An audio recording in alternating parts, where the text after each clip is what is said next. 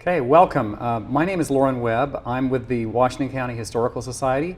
To my right is Jesse Stocking. He is also with the Washington County Historical Society. We have our guest is Rabbi Helene Ainbinder of the Reform Movement of the Jewish Faith. She is representing the Beit Chaverim Jewish community of Greater Zion here in St. George, Utah. This is our third oral history interview, so we're really excited to be able to meet with you today. And to start off, we'd like to have you just tell us your name and tell us the day, the month, and the year that you are being interviewed here today. Rabbi Helene Ainbinder of Beit Chaverim Jewish Community of Greater Zion, and I'm the past president of the St. George Interfaith Council, and today is September 30th? 29th. Thank you. 29th, yes. 2022. Thank you. So where and when were you born? Well, I was born in New York City in 1952. Okay. Tell us any highlights of your growing up years. I was brought up in a traditional Orthodox Jewish home. That means the family, women and men, were separated. We kept strictly to kosher, which is how to eat properly, separating meat from dairy. And then when I was about 11, we moved to Long Beach, Long Island, New York. And I did all my schooling from, let's say, 7th grade to high school there. And then I went on to college. Okay. So what experiences did you have in public or private school that would help shape your character or make you the kind of person that you would become? Well, I started out as being a fashion designer and then a merchandise buyer in New York City. I was then I got married and had 2 children, a son and a daughter. We still lived in Long Beach. Then we moved to what's known as the North Shore of Long Island in Centerport, between Cold Spring Harbor, the fishing whale village, and Northport Harbor, henceforth Centerport. We're like 5 miles north, or well, right across the Sound to Stamford, Connecticut. So after raising my children, there was a shortage of Jewish educators. What happens with demographs and people of Jewish faith and other faiths, we migrate and move to different communities. Well, the parents decided they didn't want their children going later at night after public school to go to religious school. They wanted them to go from the secular learning right into their religious learning. Well, men can't get out of work before 5, so they had to train Jewish educators, and that's how I got started. It was called a Morashah program, M-O-R, Morashah, A-H, Morashah. And they were teaching us every aspect of Judaism, from the Hebrew language to the Torah, or what we would call Tanakh, which is the Torah, the 5 books of Moses, the Nevi'im, which are the prophets, and the Ketuvim, which is the writings. And then we learned all the history of the Jewish people, the history of Israel, the Holocaust, and other Judaic studies from Talmud, which is Jewish law. Okay, just to clarify, did you attend college or just this private school? No, I went to Fashion Institute. I went to Hofstra University, got a bachelor's in Judaic studies and a minor in fine arts. Then I went to Toro College, and it was a religious master as an educator and working with families. So if large congregations needed another rabbi but couldn't afford a rabbi, they would hire an educational director to handle the family aspects, the family services and holidays. Okay. So occupation-wise, were there what were some of the full-time jobs or vocations that you did before becoming rabbi here in St. George? Well, I taught in various religious schools, like Solomon Schechter, which is part religious school, part secular school. And then I did various religious school on Monday, Wednesday for one congregation, Tuesday, Thursday for another, and depending upon which Shabbat, which is Friday and Saturday, I would do family services on Friday night and Saturday, and then work on Sunday morning, Sunday if there was any religious holidays, and some schools were open 3 days a week.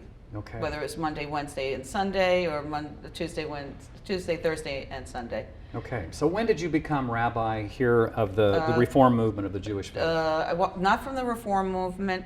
I was ordained by the Esoteric Seminary. Oh, okay. And I was primarily from the Orthodox movement. I became conservative when I married my husband, which are still traditionalists, but they are more egalitarian and inviting of women.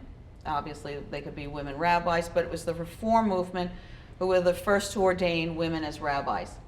It took another 10, 15 years approximately for women to become cantors or hazan. These are the people who chant the prayers and the melodies that people worship with. I don't sing, but I can chant. And it was hard for women to break through the barriers and challenges of being in an all-male kind of position. So I've been a rabbi 12 years. So when was that you when you came here? 12 years ago? 10 years ago. Oh, 10 years ago. 10 years ago. Okay. So I was already a rabbi. Okay. So Ordained. where does the church hold its meetings?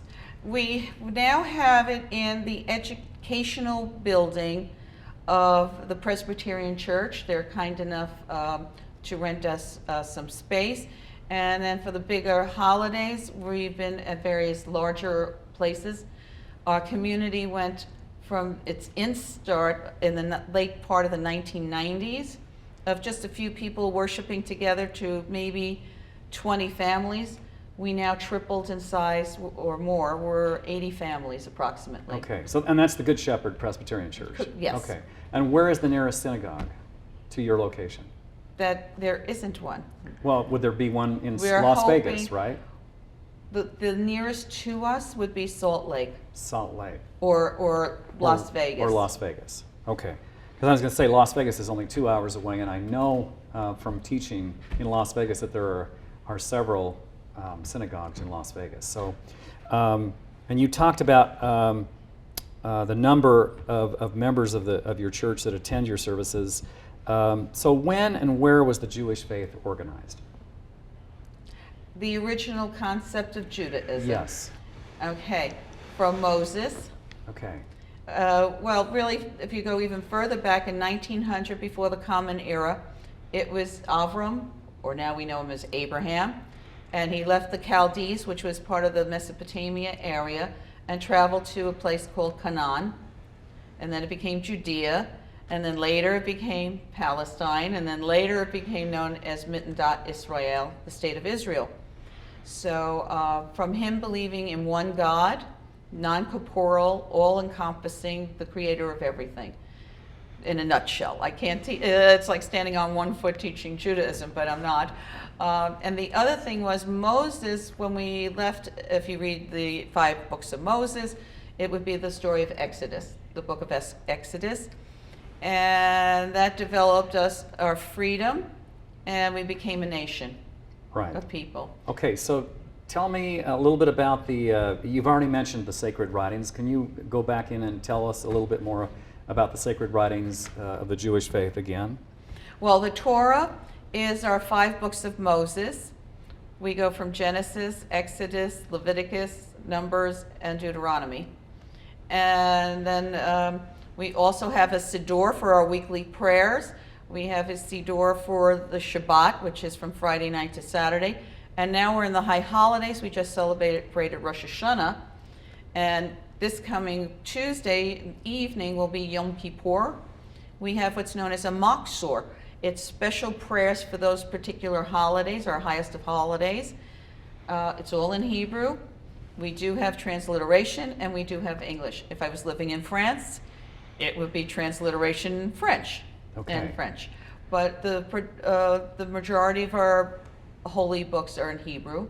Okay. We have a Torah scroll, which is huge, and it has the same, that's all in Hebrew, whether you're Orthodox, Conservative, or Reform. So what are your basic beliefs and or tenets of the church?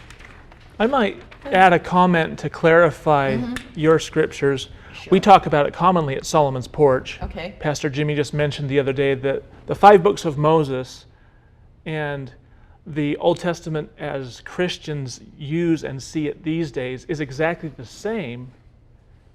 In the Old Testament, the 39 books of the Old Testament is the same for Orthodox and Reformed Judaism. Would that And be Reform. accurate? The Christian Bible is not the same. Not including the New Testament, I mean. We don't do the New Testament. We didn't think there should be a new one, but Right.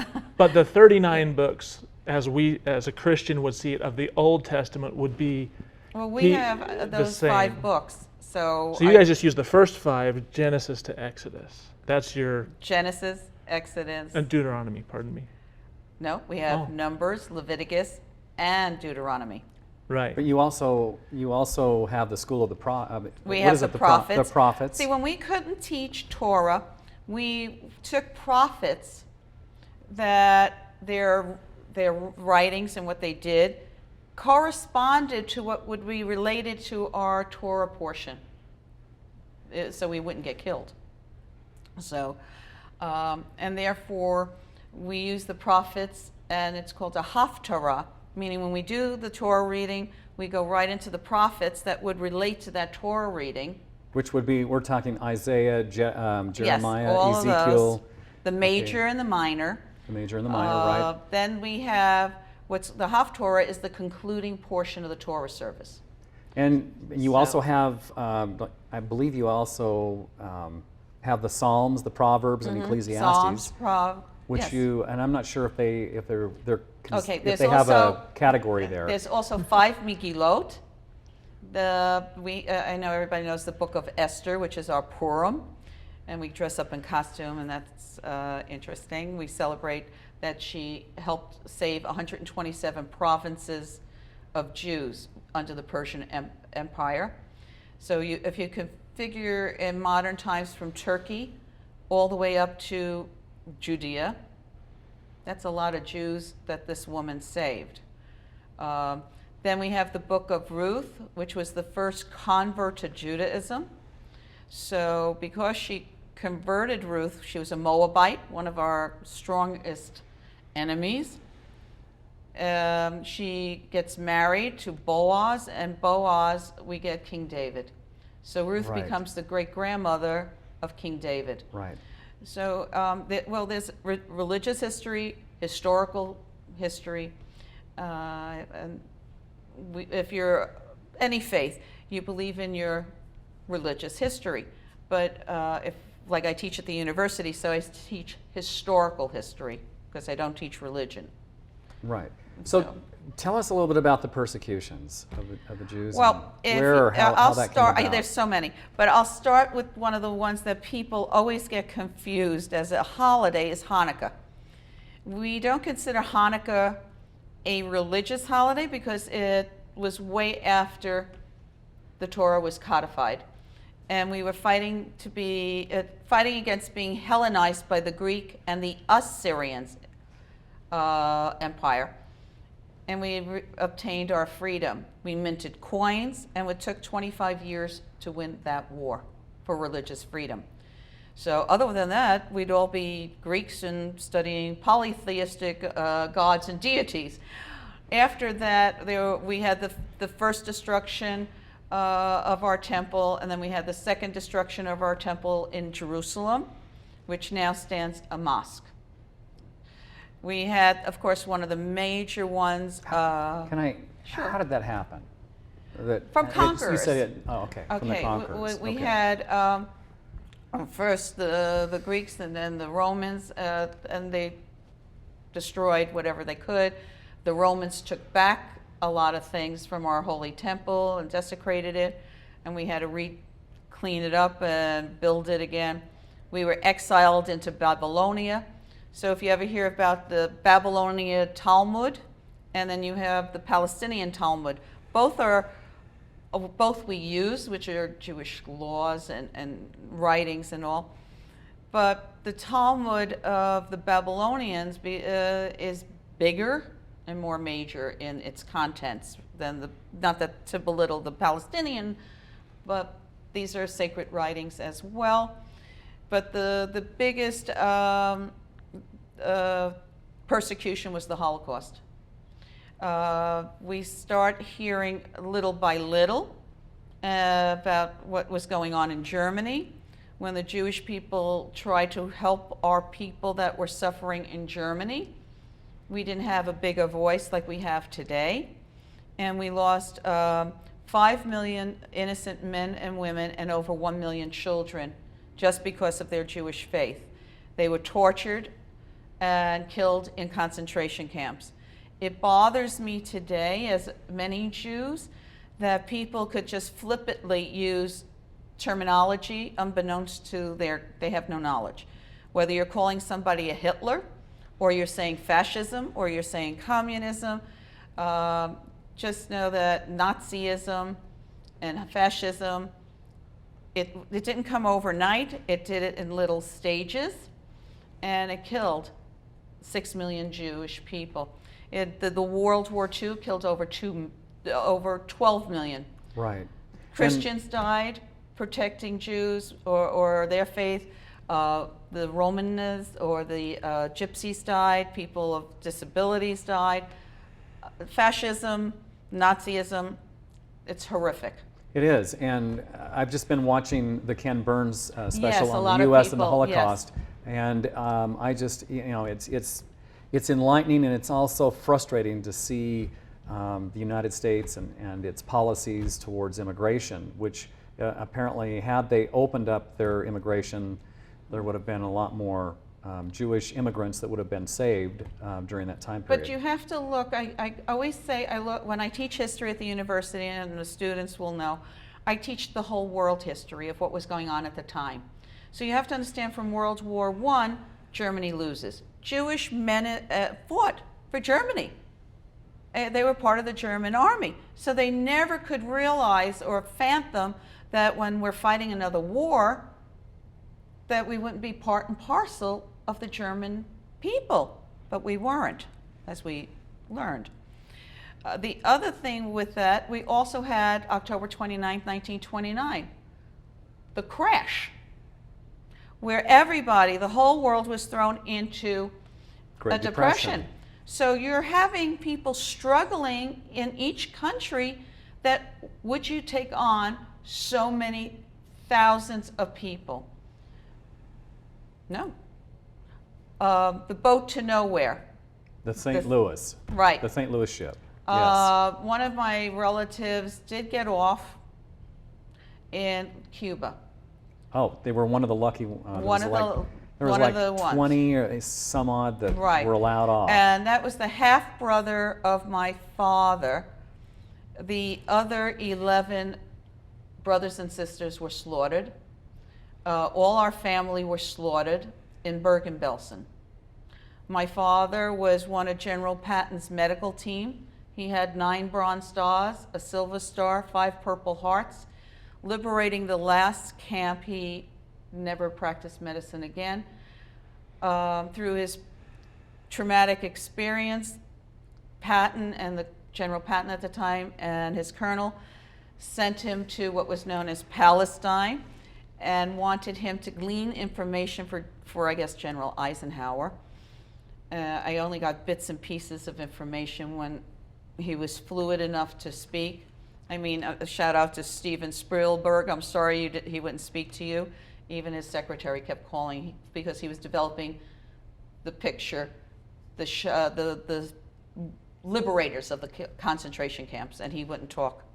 We would get snippets of his information.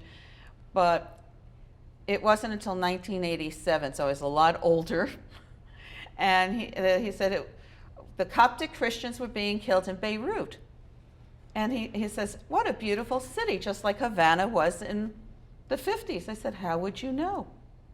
And that's how I found out information. Well, I was supposed to find out what was going on between the Jewish people, the British, and the Arabs community. He didn't call them Muslims, he called them Arabs back then. And then I was to bring back the information. and he did. I don't know the rest, but he went back on the Queen Mary, back to America, and then started working for his father.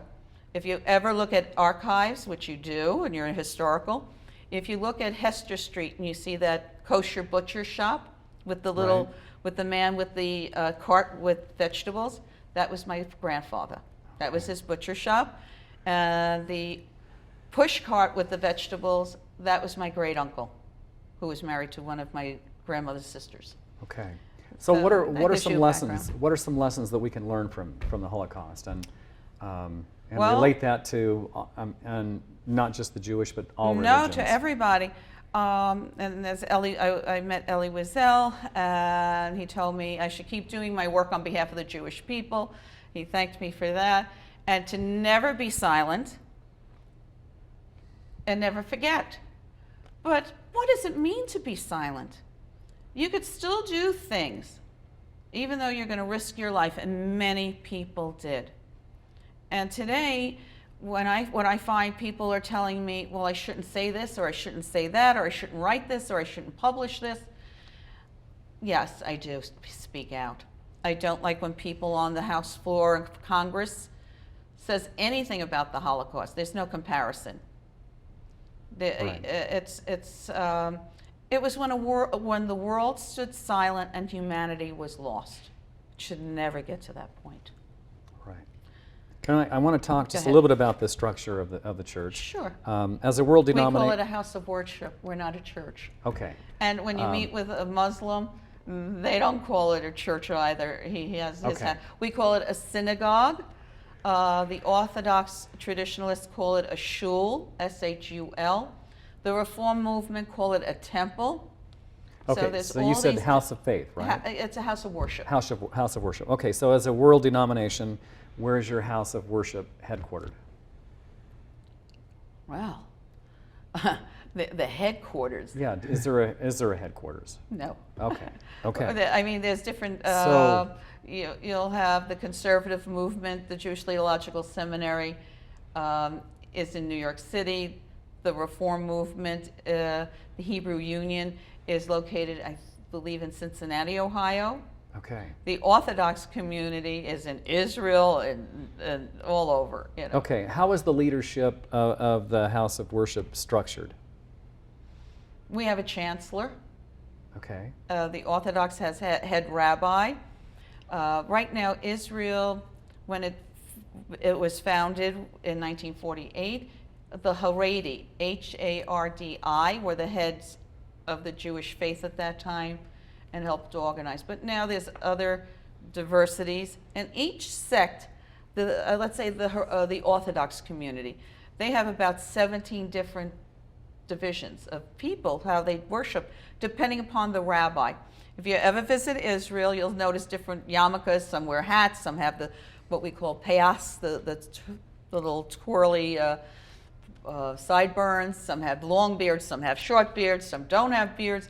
And their leaders are different rabbis. Okay. And And so on. I think you've pretty well described the Jewish practices and festivals. I think. Briefly, yeah. Okay. Unless you want, would you like to go into more detail about the Jewish practices and festivals? I'd be here all day. Okay. But I did write and I wrote the book. It's a novice's guide through the Jewish holidays. Okay. So what I did is I wrote this, like that. I wrote this for the people here because when I came here, they didn't really have, they had a presidium of 3 people who led the service. They had a rabbi for a short period of time who belonged to the Reform movement, who gave them sort of a structure, and then she moved. But it's I guess, how do they say, God places people in places. It's Beshet, meant to be. When I put my mezuzah up, the builder, which is the blessing, it's the Shema, holiest blessing in the outer casing is the mezuzah. And he says, wow, there's another woman rabbi who lived in this little community. I said, where? He says, here. I said, there's only 12 houses. 14 years ago when I started, we started building, and we didn't move until 10 years ago. And I told my husband, drive around. And he says, you could see the mezuzah on the side of the door. I said, no, she put God's name on the gate, which we don't do. Okay. And she's no longer here. Did you say you authored that book? Yes, I authored it. That's really So cool. So what I did is I made it for diverse families, because we have interfaith families, and we have Jewish people who are always afraid to ask the rabbi questions. So it gives them a guide of the holidays. We have a Jewish calendar, which is not the same as the Gregorian calendar or your secular calendar.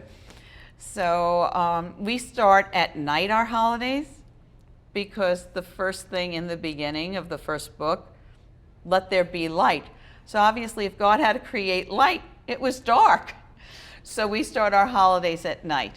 And we follow a 17 or 19-year cycle, and we add an extra month to coincide our holidays at the particular season that they should be. Okay. So sometimes Hanukkah falls on Thanksgiving or on Christmas, but they're not, like I said, one is a commemoration of a historical moment, where Christmas is a very holy holiday for the Christian people. And Easter and Passover, well, Jesus sat at a table. That was his Passover Seder way back in the day. And eventually Palm Sunday was designated, and then Easter Sunday was designated. But Passover falls when Passover is supposed to fall, in the month of Nisan on our Jewish calendar. Okay, fascinating. That's so fascinating. So what year is it this year for you? 5783. Okay. How is the Reform movement different from other branches of Judaism? Well, they don't eat kosher.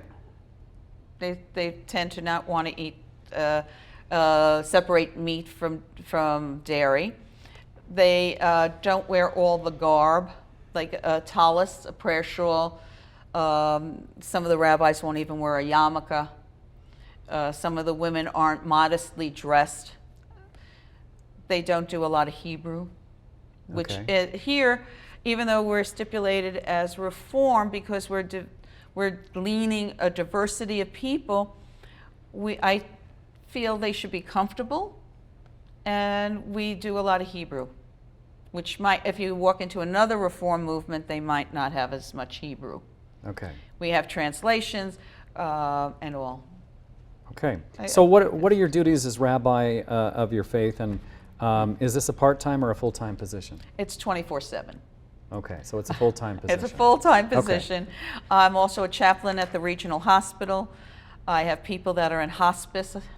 Not all rabbis do all this. They might have an assistant rabbi, or they might have an educator director that might do some of it. A lot of rabbis, like I said, we do the prayers, we do everything that pertains to the Jewish people. We do from birth to bar bat mitzvah, when the girls and boys become 12 or 13 and they take on the Jewish faith formally, and they're counted in what we call a minyan of 10 people. And then, of course, we hope they get married under the chuppah. And they marry Jewish people, but sometimes that's not the case. And in a lot of faith, the people don't marry within the faith. And then we go on to other various cycles of course, death. And we bury people. What would be an average week? Or what would a week be like? Some, of your duties, just, on a daily basis or a weekly basis. Maybe you could start with how many hours a week do you put in, maybe? Oh, I put in a lot of hours. I wouldn't. It depends on the day. If I say, "Oh, thank goodness, I have nothing to do," God hears me, and I get phone calls, and I'm running to the hospital, or I'm running to a rehab center, or just counseling somebody who's totally bereaved because they lost a loved one. Okay. So each day is different, but the highlight of our week is the Sabbath. We start when sun goes down. We light our candles. That would be Friday night. Right? Friday night. We light our candles. We have a Kiddush cup. We pray over the wine. And we have a challah, which is a braided bread. But this week, because of the Rosh Hashanah and Yom Kippur, we have a challah that's in the round, because it's supposed to denote that it's the circle of life, the Torah never ends. And instead of dipping our challah in salt during the week of the regular Sabbath, we now dip it in honey. Okay. Because it should be a sweet New Year. Okay. So, and then it ends, we break our Sabbath on Saturday night when it's dark, and we see 3 stars, but now, of course, we could calculate when sun goes down. And we have a braided candle, and we say a prayer, so we separate the sacred from the secular, the regular work week. Okay. What are the physical boundaries of your house of worship, if any? A boundary. Yeah. Do you A have congregational a congregation? Do you zone. have any physical boundaries for your congregation? Like in the LDS church, they have wards and stakes, stake boundaries, and. Well, in the Orthodox community, they would have what's known as an eruv. They would have an imaginary string, or they would actually put up, if you go to Borough Park, or you go to a very ultra-Orthodox community in Beersheba, in Jerusalem area, in Israel, you could even push a baby carriage. You can't drive a car, but you're not allowed to carry. You're not allowed to do a lot of things on the Sabbath. I don't have a boundary here. Okay. Okay. I was just curious. That's okay. No, that's fine. So, what is it like ministering in a community that's consists mostly of members of the Church of Jesus Christ of Latter-day Saints? Well, they practice their faith, we practice ours. It's like any other city or state or country. We get along with everybody. We have our services open to all. Now, of course, with what's going on in the world, we do have a security system. Most houses of worship have, unfortunately, security systems put in place, and each one we don't discuss the security.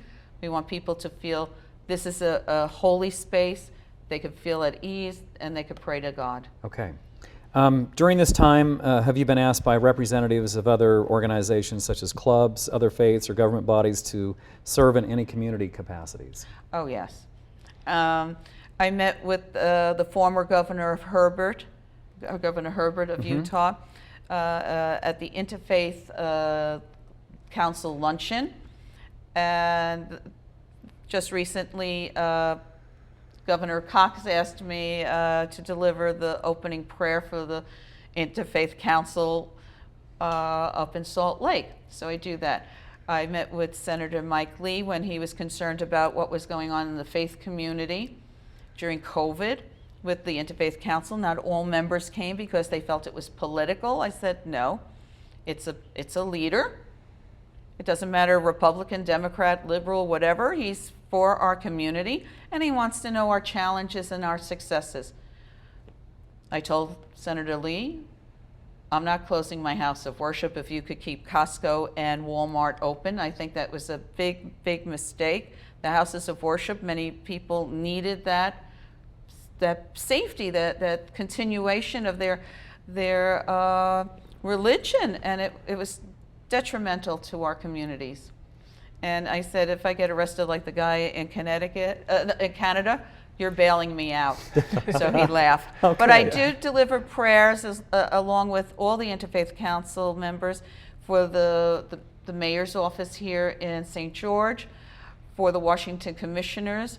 Santa Clara is the latest, and I think Washington Commissioners also want us to deliver prayers. I was asked to deliver an opening prayer for Patriots Day before 9/11. I'm delivering a prayer again for the veterans at the cemetery in December. Okay. So we do get asked, the clergy, whether it's the rabbi sitting here or it's a minister, a reverend, a pastor, we're asked to participate in the communities, and we're glad to show the diversity of faiths. Good. How and when did you become affiliated with the St. George Interfaith Council? About 10 years ago. Nadine Barish, she was their representative, and she brought me to the Interfaith Council of St. George, and then eventually the congregation says, we want one person, and you're our rabbi, so you're going to be our representative. Okay. Can you tell us how the Reform movement of the Jewish faith first came to Washington County, and who were the principal leaders or rabbis over the years?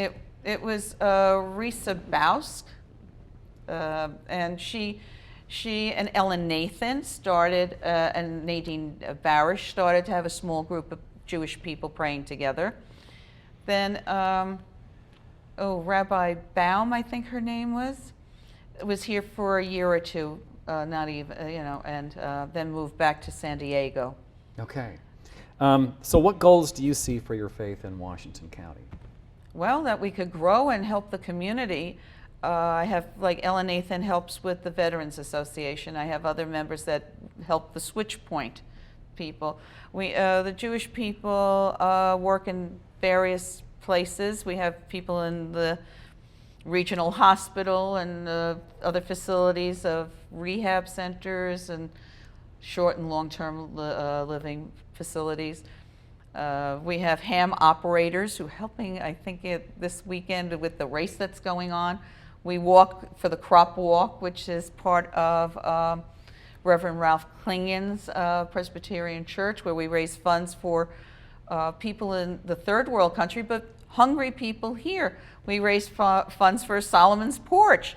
So when I said to Mike Lee, Senator Mike Lee, that you shut us down, we give out food in boxes from Grace Episcopal Church. But we can't if you shut us down. A woman named Donna McBean was so concerned with hunger for children that she developed a backpack program for the weekends. So when we shut down, I said, Tim Martin, my secretary at the time of St. George Interfaith, and Carol Drake of the St. George Catholic Church, how are you getting, your whatever,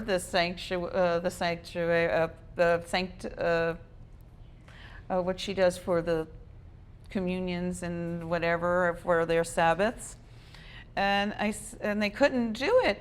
I said, that's horrible. But Donna McBean said, we commandeered, people volunteered buses, and we go out Monday, Wednesday, and Friday delivering food. And we gave whoever came to the buses, whether they had children in the school or not, we were feeding the hungry. The same with Solomon's Porch and Grace Episcopal. We couldn't meet, and I said that was so sad. It is sad. And we have to deal now with the mental and physical abuse that children occurred for the 2 years they were locked away. Our state was blessed. They went back to school right away. The businesses opened. Yes, you had to wear a mask. Yes, you had to stand in line. Just like what happened after 9/11, we had to adapt to the TSA. Take your shoes off. Let us search you. But we do virtual, which was Zoom, and I think a lot of congregations throughout the world are understanding that we have to now reach whoever wants to pray and worship through multitasking. And you could be in person, you could do it on Zoom, and we're trying to bring people closer to God and people to help their communities. So. Okay, so as you look back over your life, what lessons have you learned, and what advice would you like to share with others? Well, growing up and being attacked at 8 years old by anti-Semites and saving my brother's life and mine, learning how to protect myself. My son was being attacked at an early age too by neo-Nazis in our community. So I had to deal with that. My children are very well aware of that you have to protect yourselves. You have to not be silent. And this goes for any faith. I shouldn't have to take off my yarmulke, but I do.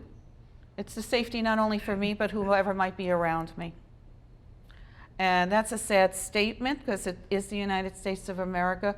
But the vitriol hate that's spewed, whether it's one side or the other, that has to stop. I don't care you're from this party or that party. I was once, during a very tempered moment, in a specific incident where somebody called me a bigot, a racist, not including all people.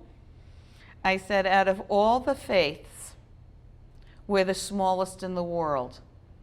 Out of the smallest communities, a woman rabbi is the smallest. And if I have to hate anybody, I have people who are various colors in my family, various faiths in my family, and now I have to say various gender preferences. So I would have to hate part of my family, and I don't. I accept everybody as they are, and that's how everybody should be. Okay. And so go that's ahead. a lesson learning. Is there anything else that you would like to tell the interfaith community, or anything that we haven't asked you that you would like to tell us? Well, I think the interfaith community knows me very well, but I know I deliver prayers on January 1st for prayer over the city. I know one clergy heard something, and I said, you know, if I have to stop praying in my faith and the way I want to pray because somebody doesn't like to hear from a Jewish person, that's sad for them, but I will not stop delivering prayers on behalf of the Jewish people. Okay. You have to stand up for your faith. And you'll be interested in one of the wards. I was speaking to teenagers and their parents, and there was a bishop there. I think it was ward, well, whatever the ward was. And one of the children came up, did you ever think of changing your faith? And I said, very good question. I said, if I'm happy being who I am and I'm happy with my faith, why would I want to change? And just like you're happy with your faith and doing what you're doing within your faith, why would you ever want to change? So I left it at that. So, and I did lecture at one of the other wards. I think that was in the stake at Brigham Young, that area, the stake there, on Passover. I was invited to another ward to do an actual Passover Seder. They brought in kosher food from Salt Lake. They showed me the hechshers and the this and that. I said, oh, I haven't seen chicken schmaltz since my grandmother. I feel my arteries hardening. They were so, I mean, this is interfaith at its best. When, like, I was a Jewish president of the congregation of the St. George Interfaith Council.